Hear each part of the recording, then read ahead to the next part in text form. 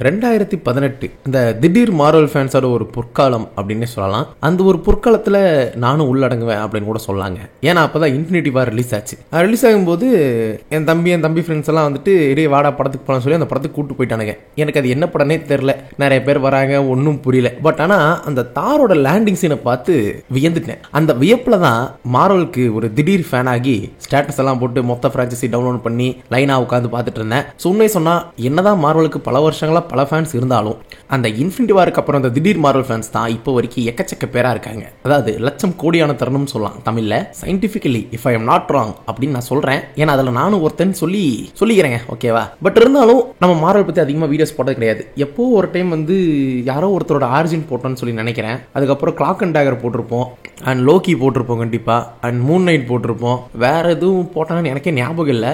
ஏதாவது ஒன்று தேடி பார்த்தா இருக்குன்னு சொல்லி நினைக்கிறேன். பட் ஆனால் இந்த காமிக் எம்பரர் டூம், ஸோ டூம்ஸ் டே பற்றி எல்லாருக்கும் தெரியும். அவெஞ்சர்ஸ் எண்ட் கேமுக்கு அப்புறம் எனக்கு நான் ரொம்ப என்ஜாய் பண்ணது நோவே ஹோம் தான். ஸோ அதுக்கப்புறம் நான் எந்த படமே பார்க்கல. ஏன்னா ஷீ ஹெல்ப் பார்த்து வெறுத்ததுல எதுவுமே நான் தொடவே இல்லை. ஹாவ்கை சீரிஸ் பார்த்தா அது எனக்கு ஓகே பிடிச்சிருந்துச்சு. பட் ஷீ ஹெல்க்கு ரொம்ப ஒஸ்ட்டாக இருந்துச்சு. அதுக்கப்புறம் தி மார்வல்ஸ் அது வந்து நான் தியேட்டர்ல போய் பார்த்தேன். சரி விடுங்க, அதெல்லாம் எதுக்கு இப்போ. இந்த காமிக் எம்பரர் டூம் இது ரொம்பவே ஒரு பழைய காமிக் தாங்க. 1987 வந்த காமிக் தான். ஸோ இந்த காமிக் வந்துட்டு ஜஸ்ட் நான் ஏதோ ஒரு விஷயம் டூம்ஸ்டே பத்தி தேடும் போது இது பர்டிகுலர்லி என் கண்ணில் மாட்டுச்சு. அந்த எம்பரர் டூம் அப்படிங்கிறது இந்த எம்பரர் பால்பட்டின் அப்படின்னு சொல்லுவாங்கல்ல ஸ்டார் வார்ஸ்ல. ஸோ அந்த மாதிரி அந்த எம்பரர் டூம் அப்படிங்கிற மாதிரி இருந்துச்சா, அதனால எனக்கு வந்துட்டு ஒரு இன்ட்ரெஸ்ட் வந்துச்சு. சரி இது என்னதான்டா இருக்கு அப்படின்னு சொல்லி பார்க்கலான்னு. ஆனால் எனக்கு வந்துட்டு நிறைய கேரக்டர்ஸ் இதில் புதுசாக இருந்தாங்க. மேபி மார்வல் ஃபேன்ஸுக்கு டே இவன்டா அப்படிங்கிற மாதிரி இருக்கலாம். ஆனால் எனக்கு வந்துட்டு எவன்டா அப்படிங்கிற மாதிரி தான் சில இடங்கள்லாம் இருந்துச்சு. பட் இருந்தாலும் ரொம்ப பழைய காமிக் தான். ஏன்னா பிளாட் வந்துட்டு ரொம்ப என்ன சொல்றது, இப்போ இருக்கிற மாதிரி எல்லாம் இருக்காது.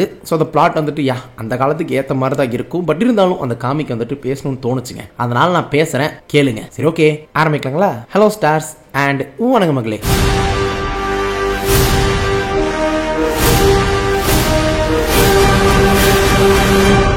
ஸோ நம்ம ஆரம்பிக்கிறதே பர்பிள் மேன் கிட்ட இருந்தா இந்த கதையை ஆரம்பிக்கிறாங்க. இவரு டேர்டெவில் வில்லனாமா? அப்படியாங்க? ஆமானா கமெண்ட்ல சொல்லுங்க. சரி ஓகே. அந்த பர்பிள் மேன் இருக்காரு இல்லையா, அவரோட அந்த மைண்ட் கண்ட்ரோல் பவர்ஸ் இருக்கு இல்லையா, அதை வச்சு மனுஷங்க எல்லாத்தையுமே வந்துட்டு அடிமைப்படுத்தி வச்சிருக்காரு. ஸோ கடத்தி வச்சுக்கிட்டு அவங்க எல்லாத்தையுமே கண்ட்ரோல் பண்ணி அவருக்கு ஏற்ற மாதிரி வந்து அடிமைகளா பயன்படுத்திட்டு இருக்காரு. பட் அந்த ஒரு சமயத்துல யாரோ ஒருத்தர் மட்டும் அவரோட மைண்ட் கண்ட்ரோல் பவருக்கு உள்ளாகாம நேரடியா வந்து அவரை பிடிச்சி இழுத்துட்டு போறாப்புல. அவருக்கே ஷாக் ஆயிருது, இவன் மட்டும் எப்படா அப்படிங்கிற மாதிரி. பட் அது யாருன்னு நம்ம கிட்ட காட்டல. சோ அந்த இடத்துல தான் ப்ரோலாக் கட் ஆகி டைரக்டா நம்ம நேமோர் கிட்ட வரோம். அவரு இப்போதைக்கு அட்லாண்டிஸோட அரசர் கிடையாது. நியூயார்க்ல வந்துட்டு சுத்திட்டு இருக்காரு. எதுக்காகன்னு சொல்லிட்டு தெரியலங்க. பட் ஆனா கொஞ்சம் நேரத்துல தெரிய வந்துருது அவருக்கு டாக்டர் டூமோட ஒரு மீட்டிங் இருக்குது. சோ அதனால ஒரு ஹோட்டலுக்கு அவரை பாக்குறதுக்காக வந்துட்டு போறாரு.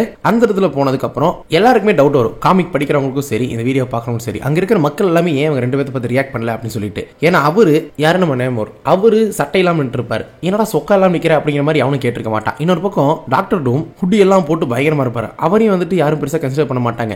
ஏன் வந்து இவங்க ரெண்டு பேர்த்த பார்த்து மக்கள் யாருமே பெருசா ரியாக்ட் பண்ணல அப்படிங்கிற விஷயம் குழப்பமா தான் இருக்கும். சோ அதை தான் வந்து டூம் எக்ஸ்பிளைன் பண்றாரு. என்ன அப்படின்னா, அவரு நம்ம பர்பிள் மேனோட அந்த சக்தி வந்துட்டு திருடி இருக்காருங்க. சோ அந்த சக்தி என்னன்னா சைக்கோபிரிசம். சோ இப்போ உங்களுக்கு தெரிஞ்சிருக்கும், நம்ம பர்பிள் மேன் வந்துட்டு தூக்குனது வேற யாரும் கிடையாது, நம்ம டூம் தான். சரி ஓகே. பட் ஆனா இப்போ இந்த இடத்துல வந்துட்டு எதுக்காக நேமோரை கூப்பிட்டுருக்காரு அப்படின்னா, ஒரு டீல் பேசுறதுக்காக தான் கூப்பிட்டுருக்காரு. என்ன மாதிரி டீல் அப்படின்னா, சர்ஃபேஸ் எந்து கடல் உந்து அப்படிங்கிற மாதிரி ஒரு டீல் பேசுறதுக்காக தான் கூப்பிட்டுருக்காரு. சோ அந்த மாதிரி ஒரு விஷயத்தை வந்துட்டு சொல்லும் போது, சரி அதையும் தாண்டி நான் எதுக்கு உனக்கு தேவை அப்படிங்கிற மாதிரி நம்ம நேமோர் டூம் கிட்ட கேட்கும் போது, அந்த ஒரு சமயத்துல கரெக்டா நம்ம விஷன் இருக்காருல்ல, சோ அவர் வந்துட்டு இவங்க ரெண்டு பேருமே பாத்துறாரு.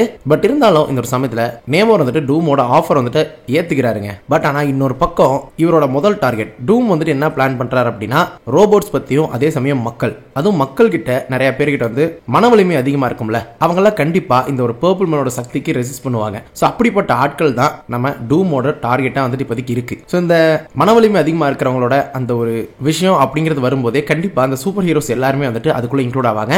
பட் இதுல நம்ம நினைச்சு பார்க்குற சில பேர் இருப்பாங்க, சில பேர் இருக்க மாட்டாங்க. ஏன்னா கதை போக போக உங்களுக்கு தெரியும். பட் ஆனா இப்போதைக்கு அவருக்கு இருக்கிற ஒரே பிரச்சனை யாரு அப்படின்னா, உண்மையாலுமே wonder man. So wonder man தான் உண்மையாலுமே டூமுக்கு இருக்கிற ஒரே பிரச்சனை. நம்ம ஒண்டர் மேன் தான். அவர் இந்த சமயத்துல வெஸ்ட் கோஸ்ட் அவெஞ்சர்ஸ்ல ஒரு மெம்பரா இருந்திருப்பாரு. ஆனா அவர் சில மாசங்களா நடந்த விஷயம் எல்லாத்தையுமே மிஸ் பண்ணிட்டாருங்க. ஏன் அப்படின்னா, டோனி ஸ்டார்க்கோட அட்வைஸ் கேட்டுட்டு விட்டுட்டு அவர் ஒரு டிப்ரிவேஷன் டேங்க்குள்ள இருந்திருப்பாரு. ஸோ அது வந்துட்டு ஒரு சென்சரி டிப்ரிவேஷன் டேங்க் அப்படின்னு சொல்லுவாங்க. மேபி அவருக்கு ஏதோ ஸ்லீப்பிங் இஷ்யூ இருந்திருக்கும் போலங்க, தெரியல. பட் ஆனால் அதுக்குள்ள அவரை வச்சிருப்பாங்க. சரி ஓகே, எதனாலயும் இருக்கட்டும். பட் ஆனால் இன்னொரு பக்கம் நேமோர் வந்துட்டு நம்ம டூமோட பிரச்சனைகளை வந்துட்டு தீர்க்கலாம் அப்படின்னு சொல்லி பார்க்க ஆரம்பிச்சாரு. ஸோ அதில் வந்துட்டு ஃபர்ஸ்ட் விஷன் தான். ஸோ விஷனை வந்துட்டு நம்ம ஸ்டார் ஃபாக்ஸை வச்சு பார்த்துக்கலாம் அப்படின்னு சொல்லிட்டு பிளான் பண்ணி போனாலுமே இன்னொரு பக்கம் இந்த இடத்துல சண்டை வருது. பட் அந்த சண்டையில நம்ம ஸ்கேரட் வச்சே வந்துட்டு கண்ட்ரோல் பண்ணிடுறாரு. அப்படியே விஷனையுமே அவங்க கண்ட்ரோல் பண்ணி அவரை டான்ஸ் எல்லாம் ஆட வச்சிருவாங்க. ஒன்ஸ் விஷனை கண்ட்ரோல் கொண்டு வந்ததுக்கு அப்புறம் நேமர் என்ன சொல்லுவார் அப்படின்னா, நாங்க வந்தது எல்லாத்தையுமே வந்துட்டு டெலிட் பண்ணிடு அப்படிங்கிற மாதிரி சொல்றாங்க. ஸோ அந்த ஒரு வீடியோ எல்லாம் இருக்கும் இல்லையா, கண்டிப்பா சிசிடிவியில் ரெக்கார்ட் ஆயிருக்கும். பட் ஆனா கண்டிப்பா இங்க நடந்ததை பத்தி அவெஞ்சர்ஸுக்கு தெரிஞ்சிரும் அப்படிங்கிறது தான். ஸோ இதை வச்சு அவங்க என்ன பண்ணுவாங்கன்னு சொல்லிட்டு தெரியல. பட் ஆனா இன்னொரு பக்கம் நேமர் இருக்கார் இல்லையா, ரெண்டாவது ரோபோட் கிட்ட போயிட்டாரு. ஸோ அது யாருன்னா மெஷின் மேன். மெஷின் மேன் வந்துட்டு யாருன்னே ஃபர்ஸ்ட் எனக்கு தெரியாதுங்க பெருசா. யாராவது தெரிஞ்ச கமெண்ட்ல சொல்லுங்க. ஸோ இவரை கண்ட்ரோல் பண்ணதுக்கு அப்புறம் டைரக்டா யார்கிட்ட அடுத்து போறார் அப்படின்னா அல்ட்ரான்ங்க. ஸோ இந்த மூணாவது ரோபோட் வந்துட்டு அல்ட்ரான். ஸோ ஃபர்ஸ்ட் விஷன், இப்போ மெஷின் மேன், அதுக்கப்புறம் அல்ட்ரான். ஸோ இதுதான் வந்துட்டு ரெண்டாவது வாட்டி அல்ட்ரான் வந்துட்டு நம்ம டூம் ரீப்ரோகிராம் பண்றாரு. ஸோ சீக்ரெட் வார்ஸ்ல பண்ணதுக்கு அப்புறம் இந்த இடத்துல தாங்க பண்றாரு. ஓகேவா? ஸோ தொடர்ந்து நம்மளுக்கு ஒரு விஷயம் தெரிய வருது. என்னன்னு பார்த்தா பர்பிள் மேன் ஆல்ரெடி பிடிச்சி வந்திருப்பார்ல. ஸோ அவர் வந்துட்டு ஒரு பிரிசனரா பிடிச்சி வச்சிருப்பாரு. பட் அந்த சமயத்தில் இவங்க ரெண்டுத்துக்கு ஒரு கான்வர்சேஷன் வரும் பாருங்க, செம்ம கான்வர்சேஷன். என்னன்னா, உனக்கு இந்த உலகத்தை ஆள்றதுக்கு தகுதி இல்லை அப்படி மாதிரி பர்பிள் மேன் சொல்ல. அப்படியா, சரி ஓகே, இந்த மாஸ்க் போட்டதுனால தான் வந்துட்டு நான் ரெசிஸ்ட் பண்றேன் அப்படி மாதிரி சொல்ல. மாஸ்க் போட்டதுனாலயா, சரி நான் மாஸ்க் கழட்டுறேன், முடிஞ்சா என்ன கண்ட்ரோல் செய்யற அப்படிங்கிற மாதிரி அவர் நிக்க, அவருமே மாஸ்க் கழட்டிடுறாரு. மாஸ்க் கழட்டணும்னு என்ன ரிலீஸ் பண்ணு, ஒன்னு நீயே சாகடிச்சுக்கோ அப்படிங்கிற மாதிரி என்னமோ சொல்றாரு. ஆனா அது எதுவுமே நடக்கல. ஆனா அது பேசும்போது அவர் ரொம்ப பக்கத்துல இருப்பாரு. பட் என்ன சொன்னாலுமே அவரால் அதை பண்ண முடியல. அவரே பர்பிள் மேன் மிரண்டறாரு. எப்படி ஒருத்தன் இந்த அளவுக்கு ஒரு மனவலிமையோட இருப்பான் அப்படி மாதிரி கேட்க, இப்ப சொல்லு ஜெபடியா கில்கிரேவ், இந்த உலகத்தை ஆள்றதுக்கு யாருக்கு தகுதி இருக்குன்னு அப்படின்னு சொல்லிட்டு டூம் ஒரு பார்வை பாப்பாரு பாருங்க. ஊதா மேன் ஊதா பூவா ஆன தருணமா ஆகிருச்சுங்க. ஸோ இது எல்லாமே நடக்கிறது வந்துட்டு ஒரு பர்டிகுலர் ஒரு பேஸ் மாதிரி இருக்கிற ஒரு இடத்துல தான். அங்கதான் டூம் இருப்பாரு. ஆனா இந்த சமயத்துல வெஸ்ட் கோஸ்ட் அவெஞ்சர்ஸ் இருக்காங்க இல்லையா, அவங்க எல்லாருமே டூமோட பேஸை வந்துட்டு ரீச் பண்ணிடுவாங்க. ஸோ அது கரெக்டா எப்ப அப்படின்னா, அவரு அந்த மெஷினை வந்துட்டு ஆக்டிவேட் பண்றதுக்கு முன்னாடி. எந்த மெஷின் அப்படின்னா மொத்த உலகத்தையுமே கண்ட்ரோல் பண்றதுக்கான அந்த மெஷினை வந்துட்டு ஆக்டிவேட் பண்றதுக்கு முன்னாடி அவங்க எல்லாருமே வந்துட்டு டூமோட பேஸை வந்துட்டு ரீச் பண்ணிட்டு இருப்பாங்க. ஆனா அது இட்ஸ் டூ லேட் அப்படிங்கிற மாதிரி ஆகிறது. அவர் ஆக்டிவேட் பண்ண அவர் இப்போ டாக்டர் டூமா தாண்டி அவர் எம்பரர் ஆஃப் எர்த் அப்படிங்கிற மாதிரி ஆகிறாரு. ஆமாங்க, இப்போதைக்கு பூமியோட ஒரு பேரரசரே நம்ம டூம் தான். ஸோ இதெல்லாம் முடிஞ்சிருச்சுல, சரி என்னோட தண்ணியை கொண்டா அப்படிங்கிற மாதிரி நம்ம நேமர் வந்து கேட்க, தண்ணியா போடா அப்படிங்கிற மாதிரி சொல்லாம சொல்லி, இனிமேல் வந்துட்டு உனக்கு ஒன்றும் கிடையாது, நம்மளோட ஒப்பந்தம் எல்லாம் முடிஞ்சு போச்சு அப்படிங்கிற மாதிரி சொல்லிடுவாரு. ஆக்சுவலி வந்து நேமோரஸ் தான் அவர் ரோபோட்ஸ் எல்லாத்தையுமே பிடிச்சிருப்பாரு அண்ட் மைண்ட் கண்ட்ரோல் பண்ணியிருப்பாரு. ஏன்னா அவங்க தான் பிரச்சனையா இருப்பாங்க அப்படின்னு சொல்லிட்டு. பட் இந்த இடத்துல அது பண்றதுனால கடலை தரேன்னு சொல்லியிருப்பாரு. பட் அந்த கடலை கூட இல்ல, ஒரு சொம்பு தண்ணி கூட தரமாட்டேன் அப்படின்னு சொல்லி துரத்தி விட்டுறாருங்க. ஸோ இப்படி பண்ணும்போது கண்டிப்பா நேமோர் என்ன பண்ணுவாரு, துரோகத்துக்கு துரோகம், பழிக்கு பழி வாங்கணும்ல. பட் உண்மை சொன்னா டாக்டர் டூம் சொல்ற வார்த்தையை வந்துட்டு நல்லா கவனிச்சு பாத்தீங்க அப்படின்னா, இந்த உலக எந்து அதுக்கப்புறம் அந்த கடல் உந்து அப்படிங்கிற மாதிரி சொல்லுவாரு. ஸோ அவரோட கடல் வந்துட்டு அவருக்கு வேணும்னு அவர் என்னைக்குமே சொன்னது கிடையாது. ஸோ எப்படி வந்துட்டு இவர் இந்த உலகத்தை ஆள்றாரோ அந்த மாதிரி கடலை வந்துட்டு நேமோரே தான் ஆண்டுக்கணும். நான் உனக்கு உதவி பண்றேன் அப்படின்னு சொல்லிட்டு அவர் எப்பவுமே சொன்னது கிடையாதுங்க. உண்மைதானே? சரி ஓகே. பட் இருந்தாலும் நம்ம நேமோருக்கு நேச்சுரலாவே வந்துட்டு ஒரு ஸ்ட்ராங் வில் பவர் இருக்கு. அதையும் தாண்டி அவர்கிட்ட ஒரு சின்ன பிரிசம் இருக்கு இல்லையா, ஸோ அது வந்துட்டு அந்த மிகப்பெரிய பிரிசமை வந்து வரக்கூடிய எஃபெக்ட் வந்துட்டு ஒரு பூஸ்டரா இருந்து ஒரு ரெசிஸ்ட் பண்ணும் அப்படின்னு கூட சொல்லலாம். பட் இருந்தாலும் அந்த ஒரு சின்ன பிரிசத்தை அவர் தூக்கி வச்சான்னு சொல்லி பார்க்க, இல்ல நீயே வச்சிரு அப்படிங்கிற மாதிரி சொல்லிட்டு இருக்கேன். நம்ம டூம் சொல்ற மாதிரி அவருமே வச்சுக்கிறாருங்க. ஓகேவா? பட் இருந்தாலும் இன்னொரு பக்கம் வந்து டூம் வந்து உலகத்தை கண்ட்ரோல் பண்ணா ஓகே மோசமாயிருமோ உலகம் அப்படின்னு சொல்லி பார்த்தா அப்படிலாம் ஆகலைங்க. உலகத்தில் இருக்கிற அந்த போர் இருக்கு இல்லையா, எதிரி நாடா இருந்தவங்க எல்லாத்தையுமே ஒன்னு சேர்த்துறாரு. ப்ரொடக்ஷன் ஜாஸ்தி பண்ணிட்டு அதோட விலை எல்லாமே கம்மி பண்ணி எல்லாம் நல்லது பண்ண ஆரம்பிச்சிடறாருங்க. பட் இருந்தாலுமே வந்துட்டு என்னதான் மக்களுக்கு சுதந்திரமா இருந்தாலுமே அனைத்து மக்களுமே வந்து நம்ம டூமுக்கு கீழே அவருக்கு சேவ் பண்ற மாதிரி ஆகிடுறாங்க. ஸோ இந்த மாதிரி தாங்க இருக்கு. அதுக்கப்புறம் தான் சில வாரங்கள் கழிச்சு நம்ம ஒன்றரை இருக்காரு இல்லையா, அவர் எந்திரிக்கிறாரு. முன்னாடியே சொல்லியிருந்தால அவர் மாதிரி தூங்கிட்டு இருக்காரு அப்படின்னு சொல்லிட்டு, அது தூங்கிட்டு இருக்காருன்னு சொல்ல முடியாது, கைண்ட் ஆஃப் சம்திங் தான் நினைக்கிறேன். ஸோ அவர் வெளில வரும்போது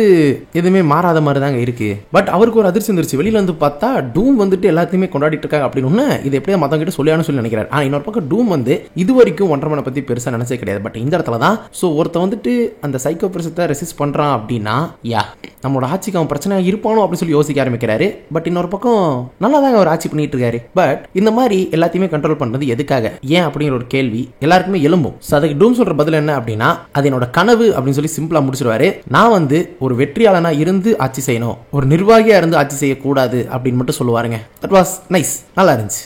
பட் இன்னொரு பக்கம் நம்ம ஒன்றரை மேன் இருக்காரு இல்லையா, அவர் வந்துட்டு மாறு வேஸ்ல சுத்திட்டு இருக்காரு. அப்போ வந்துட்டு ஒரு கண்ணு தெரியாத ஒரு பொண்ணு கிட்ட வந்துட்டு பேசுறாருங்க. சோ அந்த பொண்ணு கிட்ட பேசுவோம் எப்படியாவது டூமை தோக்கடிக்கணும் அப்படிங்கிற ஒரு முடிவுக்கே வராரு. ஏன்னா அங்க இருக்கிற எந்த மக்களுக்குமே வந்துட்டு டூம் வரதுக்கு முன்னாடி இந்த உலகத்தை பத்தி ஞாபகமே இல்லை. அவங்க எல்லாருமே வந்துட்டு என்னதான் இப்ப சந்தோஷமா இருந்தாலுமே அவங்க சுதந்திரமா இல்ல அப்படிங்கறது அவங்களுக்கு புரியல. ஏன்னா இப்போ ஒருத்தர் வந்து ஆட்சி செய்யும் போது நம்மளோட இஷ்டத்துக்கு இருக்கிறக்கோ இன்னொருத்தரோட கண்ட்ரோல நம்ம வாழ்ந்துட்டு இருக்கிறக்கோ வித்தியாசம் இருக்கு இல்லையா, அந்த ஒரு விஷயத்தை தான் வந்துட்டு இந்த இடத்துல சொல்ல வராங்க. பட் ஆனா நம்ம டூம் வந்துட்டு பெருசா அது கெட்டது பண்ணல, நல்லதுதான் பண்ணிருக்காரு. பட் ஆனா அவர் பண்ண விஷயம் என்ன அப்படின்னா ஒரே ஒரு தப்பு, மக்களை வந்துட்டு அவரோட கண்ட்ரோல் வச்சிருக்காரு. அவங்களோட ஃப்ரீ வில்ல வந்துட்டு சுத்த விட கிடையாது. அதுதான் வந்துட்டு இங்க இருக்கிற ஒரு பிரச்சனையா நம்ம ஒன்றரை மேன் பாக்குறாரு. பட் இந்த ஒரு சமயத்துல தான் அவஞ்சர்ஸ் கூட சண்டை போட்டு நம்ம கேப்டன் அமெரிக்காவோட கழுத்து நெருக்கிற வீடியோ எல்லாத்தையுமே நம்ம கிட்ட காட்டுறாங்க. சோ இந்த அளவுக்கு சம்பவங்கள் நடந்திருக்கு அப்படிங்கிற விஷயம் எல்லாத்தையுமே எக்ஸ்பிளைன் பண்ணி முடிச்சதுக்கு அப்புறம் நம்ம கேப் வந்துட்டு ஒன்றரை மேன் கிட்ட எக்ஸ்பிளைன் பண்ணுவாரு. அதுக்கப்புறம் நம்ம எப்படியா எடுத்து சண்டை போடணும் அப்படிங்கிற ஒரு முடிவுக்கு வருவாங்க. பட் ஆனா நம்மளுக்கு வந்துட்டு மன வலிமை அதிகமா இருக்கிற கூட்டம் தான் வேணும் அப்படிங்கிற மாதிரி சொல்ல அயன்மேன் வந்துட்டு ஒரு பிரச்சனையா இருப்பாரு அப்படிங்கிற மாதிரி நம்ம ஒன்றரை மேன் சொல்லுவாரு. ஏன்னா அவர் ரீசெண்ட் டைம்ஸ்ல அந்த ஒரு சமயங்கள்ல கொஞ்சம் ஆல்கஹாலிக்கா இருந்திருக்காரு போலங்க. பட் ஆனா நம்ம கேப் என்ன சொல்றாருன்னா இப்ப அவன் நல்லா தான் இருக்கான் அப்படிங்கிற மாதிரி சொல்லுவாரு. ஓகே, பட் இருந்தாலும் என்னெல்லாம் ஆச்சு அப்படிங்கறது வந்துட்டு ஃபுல்லா கிளிப்பா தான் நம்ம கிட்ட காட்டுவாங்க டூம் என்ன பண்ணாரு அப்படின்னு சொல்லிட்டு. பட் இருந்தாலும் எல்லாரும் ஒரு பக்கம் பேசி ஓகே நம்ம எடுத்து சண்டை போடலாம் அப்படிங்கிற முடிவுக்கு நம்ம ஆட்கள் எல்லாருமே வருவாங்க. ஒன்ஸ் வந்ததுக்கு அப்புறம் நம்ம டூம் இருக்காருல, அவருக்கு இதை நினைச்சு சந்தோஷமா இல்ல. ஓகே நம்ம வந்துட்டு இப்ப ஏதாவது பண்ணி ஆகணும் அப்படின்னு சொல்லிட்டு இப்பதான் ஒரு ஆக்ஷன் சீக்வன்ஸே நம்ம காமிக்ல வரப்போகுது. நம்ம அவஞ்சர்ஸ் எல்லாரும் சேர்ந்து சண்டை போடுறாங்க. ஒரு பக்கம் டூம் வந்து லிட்டரலி வந்து முடிஞ்ச வரைக்கும் அவங்கள சண்டை போடணும் அப்படின்னு சொல்லி பாக்குறாரு. நிறைய ஆட்கள் எல்லாம் திரட்டி அனுப்புறாரு தான். பட் ஆனா இன்னொரு பக்கம் நேமோர் என்ன பண்றாருன்னா அவஞ்சர்ஸ் கூட சேர்ந்து பர்பிள் மேனை வந்துட்டு ஹோல்ட் பண்ணிருக்காங்களே அந்த ஒரு டிவைஸ் வந்துட்டு ஸ்மாஷ் பண்ணிடுறாங்க. சோ அது மூலமா என்ன ஆகுது அப்படின்னா இந்த மொத்த உலகமே இனிமேல் டாக்டர் டூமோட கண்ட்ரோல்ல கிடையாது. சோ நேமோர் எப்படி மைண்ட் கண்ட்ரோல்ல இருந்து வந்தார் அப்படின்னா லிட்டரலி வந்து ஆக்சுவலி மைண்ட் கண்ட்ரோல் பண்ணிட்டு தான் இருந்திருக்காங்க ஒரு சர்வர் மாதிரி வச்சு. அவரு இந்த ஓஷனுக்கு எக்ஸ்போஸ் ஆனதுக்கு அப்புறம் அவர் ஆக்சுவலி கண்ட்ரோல்ல இருந்து வெளியில வந்துட்டாரு. பட் இருந்தாலும் இந்த ஒரு சமயத்துல நம்ம டூம் தோத்துட்டாருங்க. என்னதான் உலகத்தை அவரு அவரோட கட்டுப்பாட்டுல கொண்டு வந்திருந்தாலும் இன்னொரு பக்கம் அந்த டிவைஸை வந்துட்டு உடைக்கிறதன் மூலமா அவர் தோத்துறாரு. அதுக்கப்புறம் மக்கள் எல்லாருமே கொஞ்சம் கொஞ்சமா நார்மல் ஆகுறாங்க. பட் ஆனா நார்மல் ஆகும்போது என்ன ஆகும் அப்படின்னா பிரச்சனையும் திரும்ப வந்துட்டு உருவாகுது அப்படின்னு கூட சொல்லலாம். ஸோ அதுக்கேற்ற மாதிரி தான் அவஞ்சர்ஸ் எல்லாருமே ஓகே எல்லாம் முடிச்சு அப்படின்னு சொல்லி போயிட்டு இருக்க. ஆனா நம்மளுக்கு டூமுக்கு இருக்கிற பிரச்சனை தான் முடிஞ்சிருக்கு. இந்த உலகத்துக்குள்ள இருந்த பிரச்சனைகள் திரும்ப தொடர ஆரம்பிச்சிருச்சு. ஏன்னா உலகம் ஃபுல்லா இருந்த பிரச்சனையை வந்துட்டு தீர்த்து ஒரு அமைதியான உலகம் மாதிரி தான் லிட்டரலி உருவாக்கி இருந்தார். என்ன அவங்க யாருன்னே தெரியாத மாதிரி எல்லாத்தையுமே சர்வெண்டா வச்சிருந்தாரு. பட் இவங்க எல்லாருமே நம்ம அவஞ்சர்ஸ் ஒன்றரை மணி எல்லாருமே ஓரளவுக்கு ஸ்ட்ராங் வில் இருக்கிறனால தான் ரெசிஸ்ட் பண்ணியிருப்பாங்க.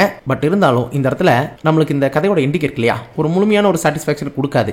ஏன் அப்படின்னா இதுல யாரு நல்லவன் யாரு கெட்டவனே தெரியாத மாதிரி இருக்கும். உலகம் ஃபுல்லா இருக்கிற பிரச்சனையை வந்து தீர்த்துட்டு ஒரு அமைதியான உலகத்தை வந்து உருவாக்கி மக்களை மட்டும் அவங்க யாருன்னே தெரியாம அடிமையா வச்சுட்டு இருந்த டாக்டர் டூம் பண்ணது ஒரு வகையில ஒரு 50% தப்பு தான். இன்னொரு பக்கம் அந்த மக்களை வந்துட்டு விடுவிக்கணும் அப்படிங்கறதுக்காக உலகம் ஃபுல்லா இருக்கிற பிரச்சனையை திரும்ப வந்துட்டு ஸ்டார்ட் பண்ணி விட்ட நம்ம அவஞ்சர்ஸ் மட்டும் என்ன கணக்கு, லிட்டரலி அவங்களுமே இதோட தான் வாழ்ந்தாகணும், வேற வழி இல்ல. அப்போ கேப் சொல்றது அதுதான், இந்த உலகம் வந்துட்டு எப்பவுமே கச்சிதமானதே கிடையாது. ஹாக்காய் மக்கள் எல்லாருமே அவங்களோட சாய்ஸஸ் வந்துட்டு சுதந்திரமா வந்துட்டு எடுக்கணும். அது அப்படிதான் இருக்கணும். ஆனா அது வந்துட்டு எப்பவுமே நல்லதும் கொடுக்கும் கெட்டதும் கொடுக்கும். சோ அதுதான் வாழ்க்கை. சோ அப்படிதான் அது போயாகணும். அது கூட தான் நம்ம வாழ்ந்தாகணும் அப்படிங்கிற மாதிரி இந்த காமிக் ஆக்சுவலி முடியுது.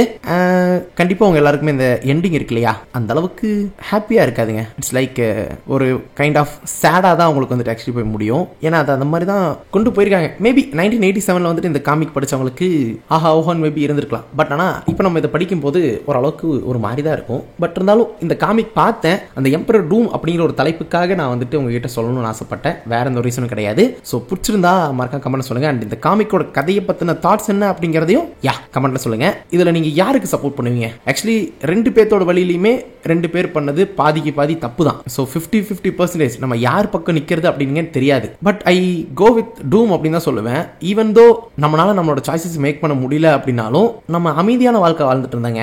ஏன் அது போதாதா? சண்டையை எல்லாம் நிம்மதியா தூங்கிட்டு இருந்தோம்ல. பட் என்ன நமக்கு வேணுங்கிறத நம்ம முடிவு பண்ண முடியாது, வேற ஒருத்தங்க தான் முடிவு பண்ணி இதுதான் அப்படிங்கிற மாதிரி இருக்கும். ஸோ உலகமே வந்துட்டு ஒருத்தருக்கு அடிமையா இருந்த மாதிரி ஒரு கணக்கு தான். ஆனா இன்னொரு பக்கம் அமைதியா இருந்தாங்களே. சரி ஓகே, எனக்கு இன்னுமே ஸ்டில் இதுல கன்க்ளூட் பண்ணி யார் பக்கம் நிக்கிறதுங்கிறதே ஒரு குழப்பமா இருக்கு. பட் நீங்க யார் பக்கம் நிப்பீங்க அப்படிங்கிறது மறக்காம கமெண்ட் சொல்லுங்க. மேலும் ஒரு புதிய வீடியோல பார்க்கும் வரை உங்களிடம் நிறைவேறுவது உங்கள் ஸ்கிரிப்ட் தமிழ் ஷார்ட் சொன்ன அதோட ரொம்ப முக்கியமான விஷயம் பேரர்கள் உங்களுக்கு துணையா இருக்கும். May the force be with you.